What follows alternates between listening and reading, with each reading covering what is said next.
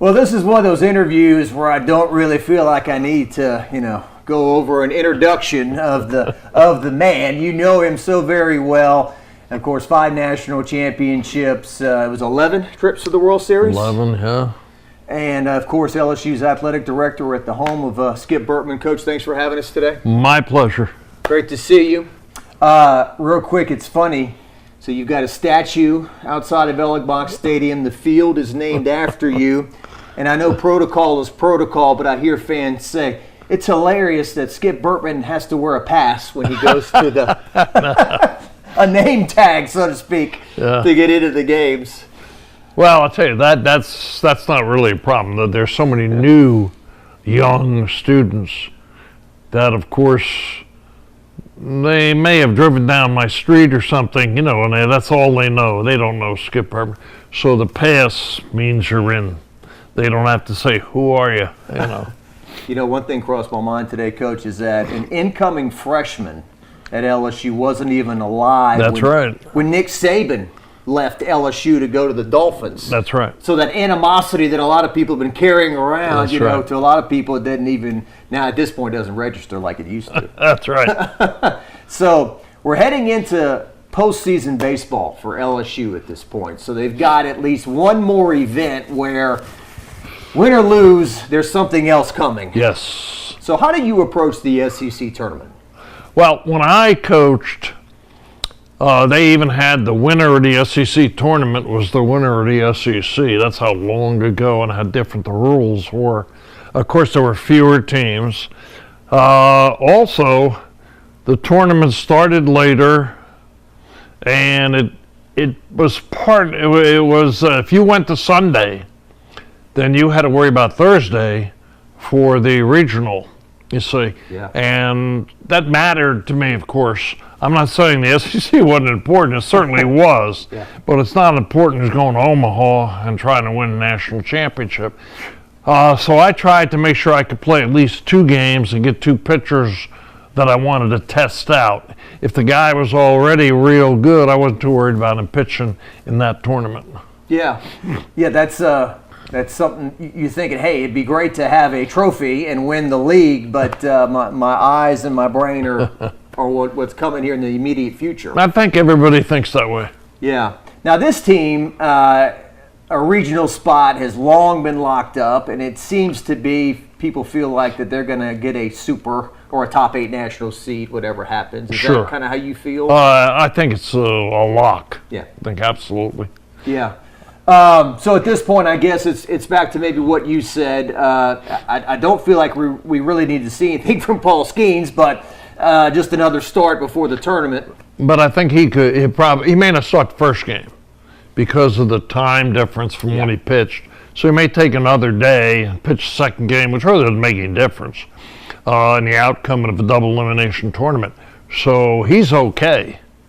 And then we still have to make sure we can get a second and, of course, a third pitcher and other relief pitchers on target for a tournament, which will go Thursday, Friday, Saturday, and Sunday. Yeah. So in the last 2 weekends, at least, it seems like Floyd has eaten up innings in that second Sure spot. has. So I thought Floyd has done a wonderful, magnificent job the past 2 times out, and he's shown how good he is. If he can strike out 11, then he strikes out 7 or 8. He can throw. He's very good. I thought he did a great job. I think that he's a lock to be a good pitcher when we play in tournament play. I'm proud of Ty and what he's done. Yeah, and the Friday game, Thursday game at Georgia, Thatcher Hurd, right? So it seems like everything's in Georgia's corner with the momentum. Right. He gives up the 2 runs in the bottom of the 9th. Here we go again with the bullpen. That's right. But that could be maybe a fork in the road going in the right direction, how he kind of fought through that and LSU won that game. Well, I feel that way. Got to give Coach Johnson a lot of credit. He stick with the guy, stick with him because you want to win in Omaha. You got to stick with him if you think they're good enough. And he stuck with him, and Thatcher Hurd definitely is good enough. Of course, he pitched incredibly well on the other guy's ball yard. And I think that he'll do well, and he might even be the starting pitcher for the first game of the tournament. Yeah. And, you were an athletic director, so like when the football team, the defense starts giving up, fired the defensive coordinator and whatever. Wes Johnson's resume is pretty impeccable. Wherever he's been, they've set records in strikeouts, ERA, pro level, college level, whatever. So they suffered a lot of injuries, right? Grant Taylor on the shelf, Garrett Edwards, Chase Shores. Those are 3 big losses. So some guys perhaps that they didn't expect to be in the roles they are, or in the roles they are. But here we are. It is what it is. I'll tell you, I think Wes, if you look at it like I do, I think Wes has done a very good job. First, take a look at the pitchers and how they hold the runners. Take a look at the pitchers and their moves to first. Take a look at the pitchers and how they field the ball. Okay, take a look at the pitchers and their motions. Okay, I think he's done a wonderful job. But that doesn't mean they'll always pitch well. I mean, some of the pitchers haven't pitched as well as they could have based on their fastball curveball combination changeup. But no, I think Wes Johnson's done a fine job, and I think Wes and Jay are working past here to get the pitching in order for tournament play. Dylan Cruz, like many people on this team, has been measured against a perhaps unrealistic expectation, or maybe a victim of his own success. His batting average has dipped a little bit. He's not hitting as well lately. Somebody pointed out you went through something like that with Cressy we did. At one point. So even the great ones, Alex Bregman, they have their stretches at times. Right. You can't, when people thought, dude, he's in a slump. And of course he was hitting, 480 something. And of course that's hard to continue, to hit close to halfway 500 every time you play. So he had a weekend where he didn't get half his hits and at-bats. And of course everybody was worried. But I really liked something that says a lot about our fans, says a lot about Dylan Cruz. He wasn't doing well. Everybody knew that it wasn't as good as he could do. And then he hit a grounder to the right of a shortstop, and everybody cheered for him because this would be a hit. Then the shortstop picked the ball up, and then they cheered, like, will he make it? And of course he's so fast. Naturally, he did beat it out for hit. The fans love Dylan Cruz, and they should. He is the best player in the United States, non-pitcher, but without a doubt, he's as wonderful a kid as we've ever had. Great family, great parents. He's done a great job. I'm very proud of Dylan Cruz. As special as Dylan is, we've talked about Skenes. You coached Ben McDonnell, who a lot of people, when they talk about the greatest of all time, Ben, Aaron Nola, Skenes will only be here 1 year. Right. But the body of work he's put together, I mean, he's getting 2 strikeouts every inning he pitches. Skenes is obviously, in my opinion, obviously the best pitcher in the United States in college. Obviously he's going to be in the high draft area. I mean 1, 2, 3, 4. He's extraordinarily good. He could do some things that Ben McDonnell could do, but not as well. But Ben could do a lot of things even stronger than Paul Skenes. But Skenes is wonderful. He also was a wonderful kid. Yeah. Big Ben, 6'7" guy, right? Yeah. Wiry. Yeah. Skenes is more like, he looks like he'd be a football player. Yes, he does. I don't know if it's more. What can you say about a guy who's in the 7th, 8th inning and he's still throwing 99, 100? He's got a lot of moxie. He's got a lot of that. He doesn't say out loud, but he's a very competitive guy. When I watched him in the fall, I'd say to the players, you didn't face anybody like this last year. And we might have had a guy or two, and they realized that he was good, but not as good as he really was. And I saw him in the fall. I said, "Gee, my God!" And he's gotten better. Now he can deliver a breaking ball behind an account for a big guy that throws 97, 98, and more. I think that's wonderful. He also throws a changeup. Most of all, I think he's a masterful student of the game. Mm-hmm. I think whoever gets him, whoever takes him, will have a big leaguer. I don't think there's any doubt about it.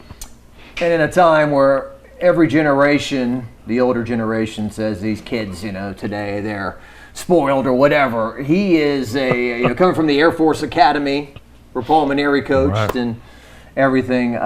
Just really disciplined and just a great kid. That's correct. He's very disciplined. He's such a great kid that he wants to go, when he finishes baseball, he wants to go back to Air Force and finish so they can do some service for the country. He's a great kid. And, of course, I hope that he stays healthy. And for LSU, I hope he continues to pitch magnificently. The hitters have, like you say, he strikes out almost 2 an inning every single game. He's really masterful, in striking them out. He's a great competitor. The only thing he can give up is a home run once in a while. Somebody will actually take a cut and hit the ball, like in the big leagues. He's really good, Paul Skenes. I could go up and down the entire roster, but there's some other things I want to talk to you about. And then Tommy White, I don't know when's the last time, I'll have to ask Bill Francis, an LSU player has had 100 RBI in a season. Right, I don't know. He's got 89, I believe, as we're sitting here. He is magnificent. Right now, of course, he's the best hitter, hottest hitter on our team. He just loves to cut. He has the ability to put the fat part of the ball, a bat on the ball. He can hit him outside. He can pull the ball inside. He's really a great hitter, and we're lucky to have him. Might add for you, Hayden Travinski, kid that I'm very, very proud of, along with Cade Beloso, that have and Dugas in their 5th year or 4th in Travinski's case, giving the kind of experience that you need, for this team. Like Jordan Thompson's doing a good job. Naturally, Tre Morgan showing that he can play left field as well as first base very well defensively. And, of course, he's an excellent hitter. But he, too, probably won't be back because of professional baseball. Did you ever coach a player that made first base? I know Tre's in left field at the moment, but exciting, like he can make first base exciting? No, I never had a player as good as Tre Morgan is at first base. Yeah. No, my first basemen weren't as outstanding as he is on defense. Yeah. I'm making it simplistic, but the big guy who just catches it and big stick. That's right. That's right. Big hitter. And Jay Johnson, the head coach, I was trying to think about it over the years. I'm not sure if I can remember a coach who's come in immediately under the gun. Maybe Les Miles coming in after Nick Saban because of all the talent that was left behind. But here he is in year 2, and it's because he's brought in a lot of players out of the transfer portal like Skenes and Tommy White. But when you go into the year and it's national championship or bust, at least that's what a lot of people are saying, that's a spot to be in. Right. I think that he's handled the losses very, very well. I think when people have gone to him, media, I think he's handled them very well. I think he's very mature, especially for a guy in his 2nd year at a place like ours. I think he's a good coach. I think he does a great job. He doesn't coach the pitchers. He coaches the hitters, and, of course, we got a tremendous amount of hitting. And I'm very proud of what he's done. I also believe that the team's a great team. I mean, I've spoken to kids a lot. I enjoy talking to them. And although I never give any baseball advice, of course, but they are wonderful kids. And he's got them into a nice team that wants to win. Mm-hmm. So I'm looking forward to a tournament here for a regional. Yeah, and I saw you having a conversation with Christian Little the other day before a game. This is a young man doing his very best. He's obviously got talent. He's going through a rough stretch. Yes, he is. It's a long season. And you never know when he'll get put into a situation. Who knows? It might be in a super regional, it might be in Omaha, and he might come through. You just remember don't. now, he went in and the bases loaded with 2 outs at Georgia and made the strikeout that we needed. Christian Little, who sat at the table with Sandy and I at the banquet, and is a wonderful kid as I've grown to meet him. And so I always talk to him and hope that he does real well. I'm always fascinated with the psychology of this time of year, like after the SEC tournament, when you can say, hey, go out there and have fun. You know, it's the same game you've always played. That's pretty good. That's you good. Know, and it's good for you. Well, it's the 8th or 9th inning. We're down by a run, and all these people in the stands.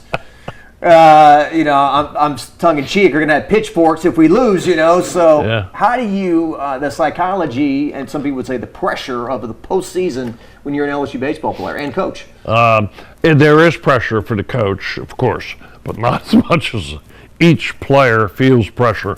It's real, the pressure. It's nothing that Jay can do about it or anybody else. Kids who handle the pressure, get a chance. I think that's a plus. It's like hitting, fielding, pitching. Handling the pressure is one of those. You got to step it up with the cheering and the television and the meaning of the game, meaning that if you lose, the season's over type of game. Yeah, you're right. Go out there and have a lot of fun. You're right. That doesn't work anymore. Well, 100 out of 100 times you take a super regional or regional at the box as opposed to going on the road. But there is kind of that, if we're losing, then the pressure kind of builds and whatnot. You want to be ahead, right? This magical time of year coming up, and we'll see what happens. Indeed, with that, I want you to put on your AD hat for a second. Mm-hmm. You've told me many times that Scott Woodward's the greatest athletic director in LSU history. Obviously, yes. You still feel that way. Yes. Just looking at the landscape of LSU, almost every coach since he got here has been turned over for one reason or another. Some have retired, some were let go. There's two kinds of coaches: those that are fired and those that will be fired, unless you're Skip Bertman. But so just the landscape of LSU, and it's almost like they've got like a who's who of coaches now there. Well, they have a great coach, and what they're missing, I think a lot of people, of course, our football coach is wonderful, and of course they saw Kim Mulkey take a team for the national championship, but the gymnastics team was 4th in the country with a lot of injuries. It's an amazing job by Jay. The golf team's still playing ladies golf, like right now, today. We also had beach volleyball was in 5th in the United States in their tournament. Not to mention, baseball, softball, which are in these regional tournaments, and we'll go to a super regional, I hope, and have a chance to go to the World Series. But all the teams seem to be doing well. Volleyball did well in the fall. Track and field, of course, does very well. So I'm proud of Scott. I think he knows exactly what's going on. Mm-hmm. And he knows exactly how to pick the coaches and exactly how to keep them happy and keep their staff happy. Let's talk about Coach Mulkey, because I was having a conversation with another guy in the media, and he was saying, I can't remember anybody that moves the needle as much as she does with everybody. People, and they compared it, he said, similar to you, maybe some people in the early 90s who were not interested in college baseball in the past were now into it. And same thing with women's basketball. You got guys who never paid attention to the sport who are now into it. So right. her charismatic personality, even the people who don't like her from afar are correct. Watching. Right. She attracts all kinds of people. She's tremendous. Remember, she's not just a national championship basketball coach for the 3rd time or 4th time. 4 times as a head coach, yeah. 4th time. She's one of the best in the history of women's basketball. She's right up there with Pat Summitt and, of course, the coach at UConn that's done so well. She's right up there. Mm-hmm. And you're right. She does what I did when you had to get fans. She knows how to go into the community. She hustles. Whoa. She's got no off switch. She's always going somewhere, doing something. I really like her. As a matter of fact, if I was younger, I'd run away with her. She is a great one. I mean, she's tremendous. You were 45 when you got hired Yes, at LSU? yes. So she's 61 now. Right. My dad says women live forever. But she could coach another 10 years or something like that. Yes. But yeah, as an AD, so things haven't changed in terms of okay, football makes money, men's basketball makes money, and baseball makes money. Yes. Nobody else. And women's basketball, they lose a chunk of money. But when you're the AD and you measure, kind of like when Joe Burrow wins the Heisman, that's millions of dollars of free advertising. Yes, it is. So when she wins the national championship and everyone around the country is talking about women's basketball, that's free advertising. As you said in the past, it's the front porch to your house, the athletics. Right. I think the President Tate sees it now. Athletics is super important. It doesn't just because the football coach makes so much money, or any of the other coaches, it doesn't mean that a science teacher is going to make less. Mm-hmm. They're not connected. All the money that LSU makes and spends is from sports. There are no tax dollars. There are no student fees. It's probably the only school in America at this level that can do that. And I'm very, very proud of us for having done that. But I think for now, for the faculty, they understand now that sports are good. The better the sports, the more national TV. The more national TV, the more people look in and see LSU, go on the internet, look it up, and sign up. Somebody pointed out, too, Kim Mulkey 4-0 in national championships. You were 5-0. Right. Something about these iconic coaches that when it's time to go, somehow the team goes too. She's terrific at the getting the kids to be fired up to play basketball, in her case, at any level. Like she was fired up in the first game of the season, and of course they've won so many games over the past 2 years. She knows what to do during the game. Mm-hmm. She knows what to do at practice, and she's an excellent recruiter. So obviously we've got a great team for her next year, and she's expected to fly right through the national championship. But it's hard. Yeah. And she's going to be tough, and she can do it. Similar to you, too, she knows how to delegate. Now, Yes. now in her 60s. When you were at that point, you're not out there running practice for 3 hours and whatnot and knowing how to delegate to people like Turtle and Cano and other people. Right. I had Dan Canterbury. I had some real fine assistant coaches, and they did a wonderful job for me, and of course the people, the coaches committee, the fans that we have, I think are wonderful in baseball. A few more things. So Brian Kelly, you mentioned him, head football coach. He might have won a little too fast. That's right. Won the SEC West in his first year. But like all the coaches at LSU, really, I hear the same things. Organized, attention to detail, maximizes his time. I know you're not in that building all the time, but is that what you kind of see from him? Yeah, right. I don't see that a lot because I'm not in the building, like you said, or at practice, except for baseball.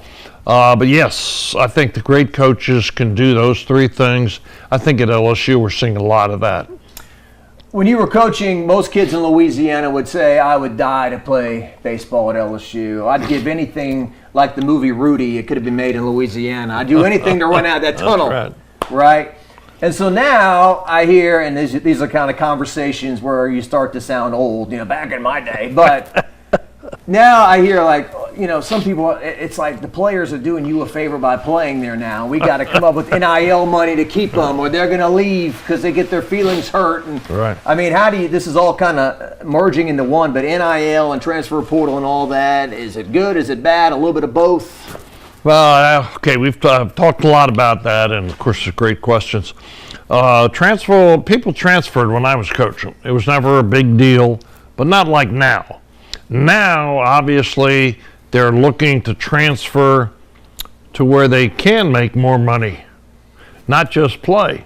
I think the NIL is here to stay. I don't think it's not legal to say they can't do it anymore or we're going to cap it. I think that's here to stay. No, I didn't do any of that, and I'm happy about that.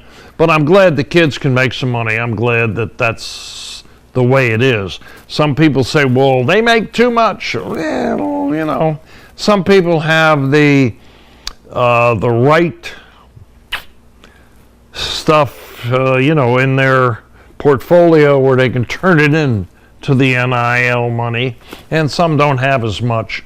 But everybody is great, and I think in baseball it's great to use for scholarship money, because we only have the 14. It's 11.7. This will get you past 14 or 15. Yeah, well, it was like you had a pizza, like those old Domino's pizzas you had at your camps, right?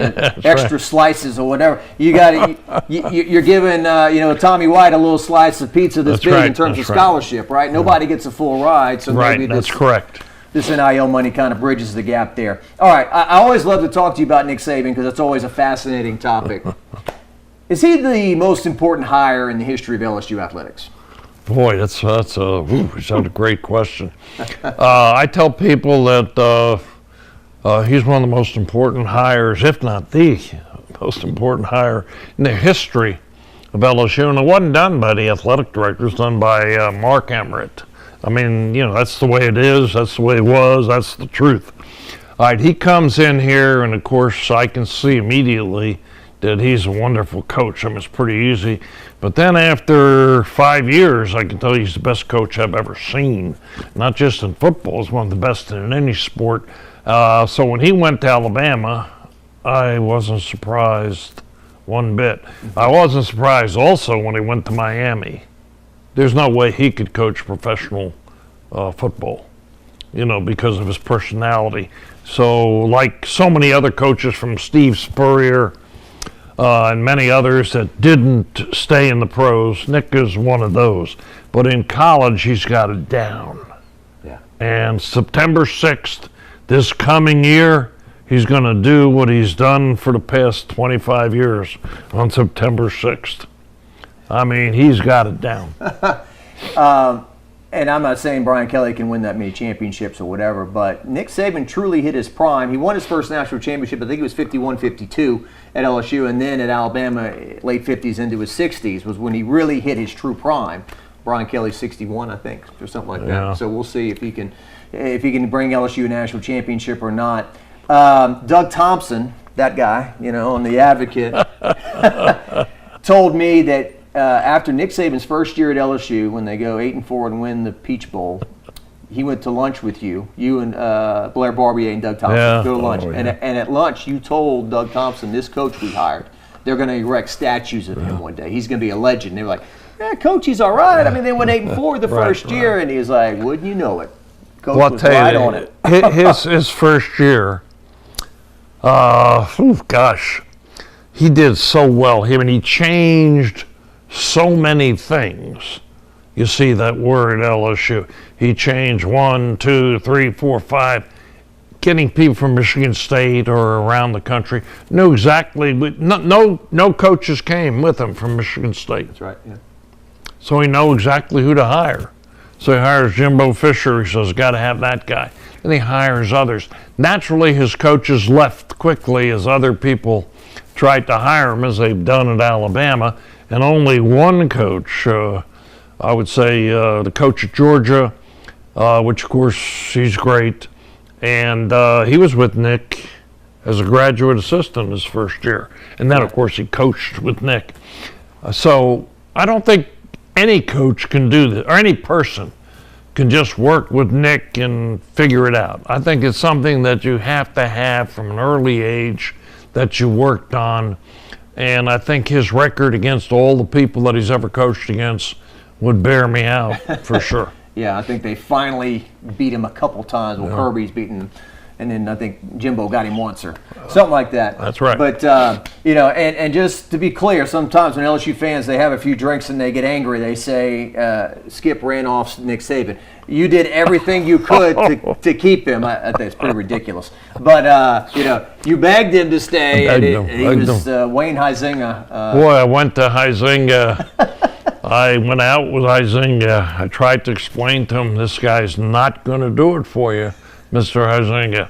He's the greatest. But you see, in Pro Bowl, then I had a list of all the guys that went from college to pros that didn't stay.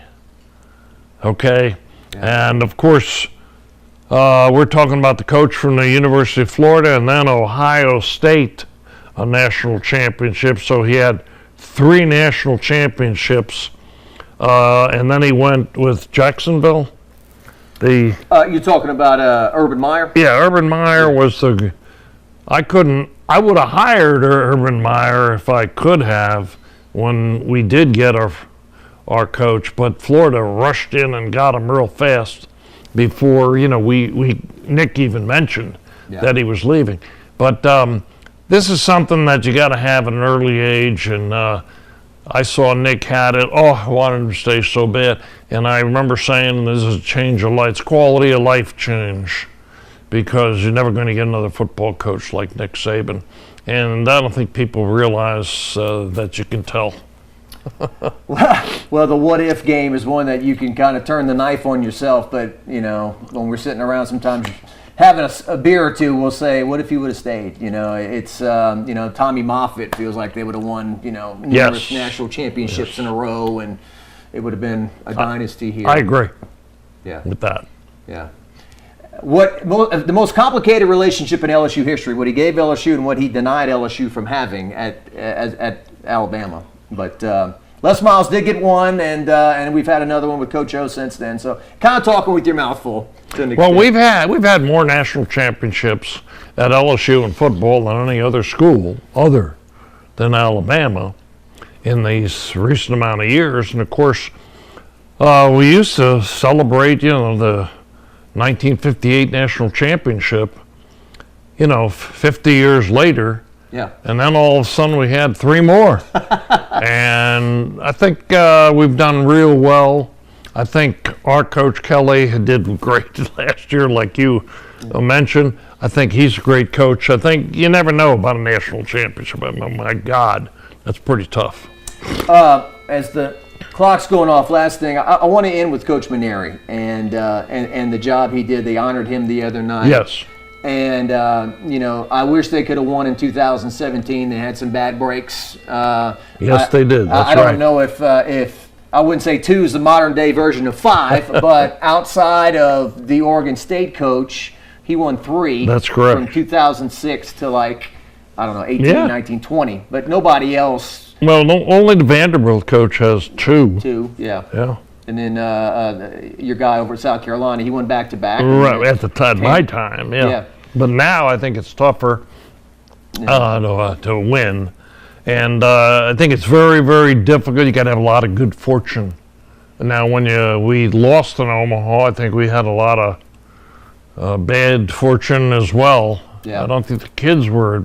I think that's the way it happens, and that's if you're a coach, you got to take, I've said this to so many people, you got to take, I'm finished, and I got to put my record on the line. If you want to criticize it, it's fine. If you want to say he did all right, that's fine.